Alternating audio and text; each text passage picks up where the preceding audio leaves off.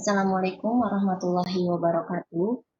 Alhamdulillah, pagi hari ini kita akan bersama-sama sharing ilmu tentang implementasi bimbingan kelompok dalam layanan bimbingan dan konseling. Bapak Ibu sekalian, kita pahami bimbingan dan konseling atau BK di sekolah adalah bagian yang tidak dapat dipisahkan dari kegiatan belajar mengajar siswa. Dalam bimbingan konseling, terdapat beberapa layanan yang diberikan kepada siswa, diantaranya adalah bimbingan kelompok. Bimbingan kelompok adalah jenis layanan BK yang memanfaatkan dinamika kelompok untuk membahas berbagai hal yang berguna bagi pengembangan pribadi dan atau memecahkan masalah individu yang menjadi peserta kelompok. Jadi, yang ditekankan dalam bimbingan kelompok adalah dinamika kelompok atau dinamisnya jalannya bimbingan dalam kelompok tersebut. Jadi ditekankan keaktifan dari peserta kelompok agar bimbingan kelompok ini bisa berjalan dengan lancar dan juga mencapai tujuannya. Bimbingan kelompok memiliki tujuan yang pertama, membuat peserta belajar memahami diri sendiri dan orang lain. Di sini, karena peserta akan berkumpul dengan orang-orang yang bisa jadi berbeda pendapat dengan dirinya, maka mereka akan belajar untuk memahami diri mereka dan juga memahami orang lain.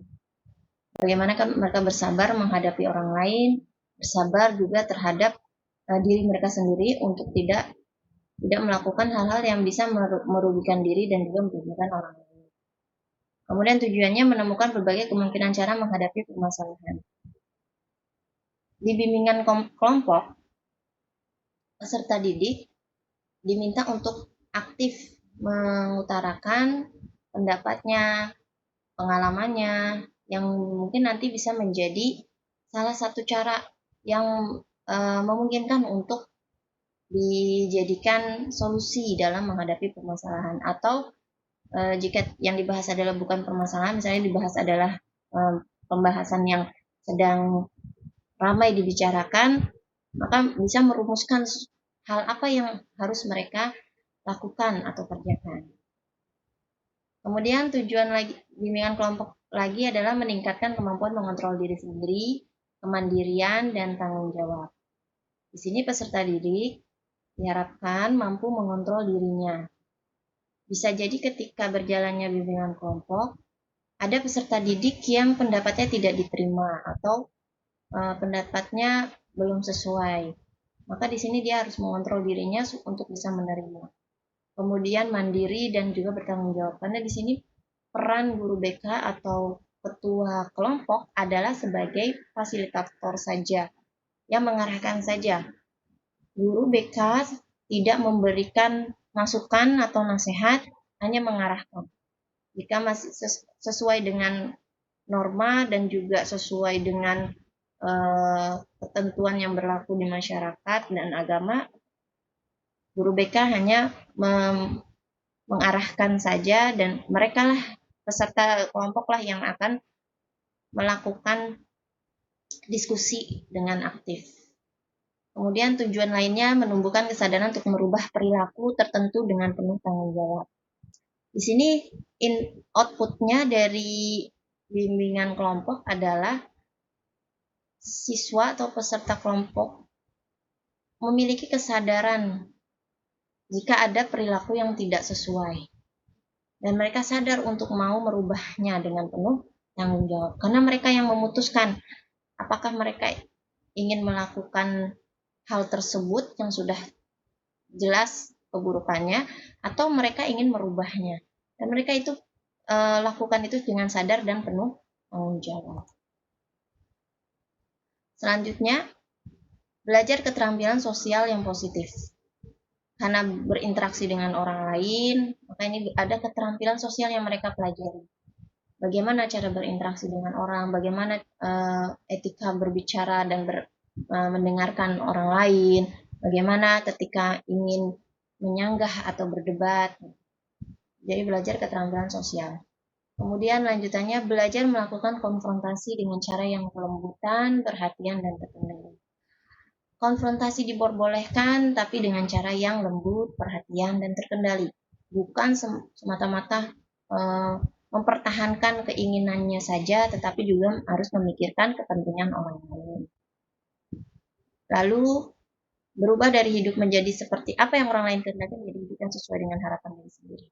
Karena di sini harapannya peserta didik atau peserta kelompok menyadari dia punya harapan terhadap dirinya, ingin jadi apa, ingin seperti apa, image apa yang ingin dia sandarkan kepada dirinya. Dia merubah itu bahwa ini loh harapan saya terhadap diri saya. Saya menjadi diri saya sendiri, bukan menjadi seperti orang lain. Namun menjadi diri sendirinya saya itu sesuai dengan norma yang berlaku di masyarakat, bukan sesuai dengan keinginan diri saya pribadi saja. Lalu azas-azas yang berlaku dalam bimbingan kelompok. Dalam bimbingan kelompok berlaku azas kerahasiaan. Maksudnya di sini adalah segala yang dibahas di bimbingan kelompok itu adalah untuk kepentingan peserta kelompok saja, tidak untuk dipublikasikan keluar. Jadi ini untuk menjaga kerahasiaan, terlebih apabila bimbingan kelompoknya dilakukan terhadap suatu masalah yang menjadi permasalahan pribadi peserta kelompok. Jadi tidak boleh disampaikan kepada orang di luar kelompok. Dan ini disampaikan di awal ketika akan melaksanakan bimbingan kelompok. Kita sampaikan kepada peserta didik bahwa apa yang akan kita lakukan, yang disampaikan, yang kita sepakati ini adalah rahasia kita bersama dalam kelompok tersebut. Kemudian kesukarelaan, mereka yang menjadi peserta kelompok dengan sukarela menjadi peserta, tidak karena paksaan atau disuruh oleh guru, tapi kita mempertanyakan dulu kepada mereka bahwa kita akan mengadakan bimbingan kelompok. Siapa yang bersedia untuk menjadi pesertanya? Ini akan berbeda dengan anak yang memiliki masalah, misalnya permasalahan di sekolah. Walaupun misalnya diajukan oleh walas atau oleh guru lain, tapi tetap kita mempertanyakan apakah kamu mau kita ikut bimbingan kelompok, dan dia tidak mau, berarti kita tidak bisa memaksakan. Ini adalah asas yang dipegang oleh BK. Namun biasanya guru BK mempunyai cara sendiri untuk bisa membuat siswanya rela untuk ikut bimbingan kelompok. Selanjutnya keterbukaan, karena di sini diperlukan dinamika kelompok, maka setiap peserta harus terbuka, menyampaikan aspirasinya, menyampaikan pendapatnya. Jika tidak terbuka, maka tidak akan terjadi dinamika kelompok. Penormatifan maksudnya adalah yang disampaikan di dalam proses bimbingan kelompok tersebut harus sesuai dengan norma-norma yang berlaku. Bahasa yang digunakan, etika attitude-nya itu sesuai dengan norma yang berlaku. Tetap menjunjung tinggi penormatifan. Kemudian asas kegiatan, maksudnya di sini bimbingan kelompok itu adalah berbentuk kegiatan bukan teoritis, tapi kita melakukan sesuatu bersama dengan peserta didik kita. Kekinian maksudnya adalah yang dibahas adalah yang sekarang terjadi, bukan yang sudah lampau terjadi, tapi yang terjadi, yang dirasakan, dialami oleh peserta didik saat ini. Itu yang dibahas. Kita tidak akan membahas yang di lampau, tapi bahas saat ini yang sedang mereka rasakan atau mereka alami. Nah, selanjutnya ini adalah tahapan kegiatan layanannya. Pertama adalah pembentukan kelompok. Kelompoknya dibentuk di BK itu nanti ada kelompok bebas atau kelompok tugas. Pembentukan kelompok bisa dilakukan dengan cara memilih acak anak-anak yang kita ingin diikutkan dalam bimbingan kelompok, atau yang kedua kita memilih secara karakter, kesamaan karakter, kesamaan masalah, kesamaan latar belakang. Kita bisa tentukan tergantung pada tema apa yang akan kita berikan di bimbingan kelompok tersebut. Jadi guru BK nanti akan mempunyai hak prerogatif untuk menentukan siapa saja peserta kelompok yang boleh menjadi anggota kelompoknya. Nah, kelompok di sini untuk bimbingan kelompok dibatasi sebanyak 8 sampai 10 peserta saja. Mengapa seperti itu? Karena yang kita inginkan adalah dinamisasi kelompoknya. Jika terlalu banyak, maka tidak akan terlalu banyak pemikiran juga dan tidak akan efektif. Kalau banyak berarti berbeda, itu namanya bimbingan klasikal. Kita biasanya di kelas. Tapi kalau bimbingan kelompok hanya 8 sampai 10 orang. Di bawah 8 itu tidak ideal dan juga tidak dianjurkan. Karena lebih sifatnya bisa konseling atau itu tidak dikatakan sebagai bimbingan kelompok. Nah, di pembentukan jika kelompok sudah terbentuk, yang dilakukan adalah pertama guru BK atau pemimpin kelompok melakukan pengenalan dan penetapan tujuan. Di sini penting dilakukan supaya peserta kelompok memahami kenapa sih mereka harus mengikuti bimbingan kelompok ini. Dikenalkan apa itu bimbingan kelompok, prosedurnya seperti apa, asas-asasnya bagaimana, kemudian tujuannya, kenapa mereka harus ikut, kenapa mereka nanti juga harus mengeluarkan pendapatnya, curah pendapat di sana. Ini disampaikan di depan supaya anak-anak tahu apa yang harus mereka lakukan. Setelah menentukan tujuannya, membangun kebersamaan. Di sini biasanya kami melakukan ice breaking atau game untuk membangun kebersamaan, artinya untuk lebih mencairkan suasana. Jadi peserta didik tidak tegang gitu ya, karena bisa jadi kan sesuatu yang baru yang tidak pernah mereka lakukan, itu akan membuat mereka jadi aduh ada apa ini ya gitu. Jadi kita buat sebuah game supaya membangun kebersamaan dan mereka lebih nyaman untuk memulai bimbingan kelompoknya. Lalu tidak lupa kita awali dengan berdoa bersama-sama. Setelah pembentukan ada peralihan.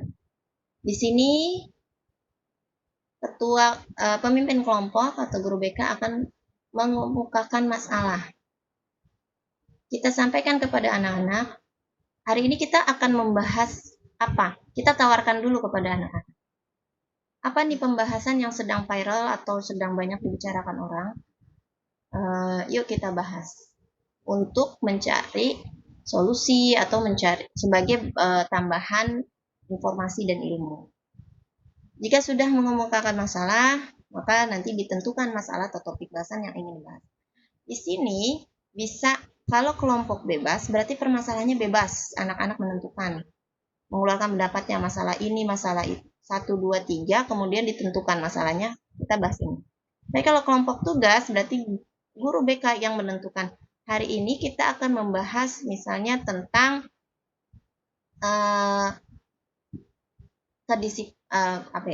tentang kedisiplinan di sekolah yang mulai menurun, misalnya seperti itu. Ya, jadi ini menentukan masalahnya dulu dan disepakati. Dari sini nanti mulai nih anak-anak belajar bahwa bisa jadi pendapatnya tidak digunakan, tapi pendapat orang lain lebih digunakan, dan mereka belajar untuk bersabar, menerima, dan menghargai orang lain. Setelah menentukan topik atau bahasan yang ingin dibahas, maka mulailah kegiatannya. Di sini eksplorasi peserta, mereka mengeluarkan pendapatnya, curah pendapat, ada pertanyaan, dan segalanya. Yang perlu diperhatikan di sini, guru BK tidak memberikan nasihat atau masukan di sini, hanya mengarahkan saja. Jika sudah melenceng dari norma atau melenceng dari aturan negara, maka kita ya meluruskan saja. Jika sudah selesai kegiatannya, maka disimpulkan di sini guru BK mengeksplor lagi bagaimana kesannya mereka mengikuti bimbingan kelompok, kemudian hasil dari diskusi kelompoknya apa yang mereka dapatkan, manfaatnya apa, terus jika ada kurangnya apa yang harus kita tambahkan untuk nanti kita akan merencanakan kegiatan lanjut. Nah, jika sudah menyampaikan itu, ada di akhir tetap setiap layanan BK itu layanan yang berkelanjutan. Jadi tidak selesai uh, sekali atau sekali saja gitu. Masih ada lanjutan. Kita akan bertanyakan pada anak-anak. Kita akan merencanakan kegiatan lanjutan ya. Kapan kita akan bertemu lagi? Terutama misalnya jika masalah yang dibahas masih belum tuntas. Jadi ini kita rencanakan kegiatan lanjutan. Namun juga memang ketika dievaluasi ternyata sudah baik, sudah bagus gitu ya, sudah ada perubahan pada diri peserta kelompoknya, maka rencana kegiatan lanjutannya nanti bisa diisi dengan hasil evaluasi menyampaikan bahwa kalian sudah berubah, sudah ada perubahan dan kita tidak akan melakukan bimbingan kelompok lagi, tapi dengan kelompok yang berbeda. Misalnya seperti itu. Jadi ini adalah alur tahapan kegiatan layanan bimbingan kelompoknya. Bimbingan kelompok merupakan salah satu layanan yang menurut saya efektif untuk membantu siswa-siswa yang bermasalah dalam proses belajar. Karena mereka nanti yang menentukan apa yang harus mereka lakukan. Mereka menyadari ternyata kesalahan saya seperti ini, ternyata yang harus saya lakukan seperti ini. Jadi mereka karena sadar harus melakukannya dan mereka bertanggung jawab karena mereka yang menentukan. Berbeda dengan misalnya di bimbingan klasikal, walaupun ini ada keuntungan dan kelebihan gitu ya. Karena kalau bimbingan kelompok hanya bisa beberapa orang saja. Kalau bimbingan klasikal bisa mencakup lebih banyak siswa. Tapi untuk siswa-siswa yang bermasalah, menurut saya bimbingan kelompok atau konseling kelompok itu termasuk yang efektif untuk menangani permasalahan siswa. Ya, mungkin itu sudah slide terakhir dari saya. Demikian penyampaian paparan materi share ilmu hari ini tentang implementasi bimbingan kelompok dalam bimbingan konseling. Mudah-mudahan bermanfaat. Mohon maaf apabila masih banyak kekurangan dan saya yakin masih banyak kekurangan. Saya akhiri dengan wassalamualaikum warahmatullahi wabarakatuh.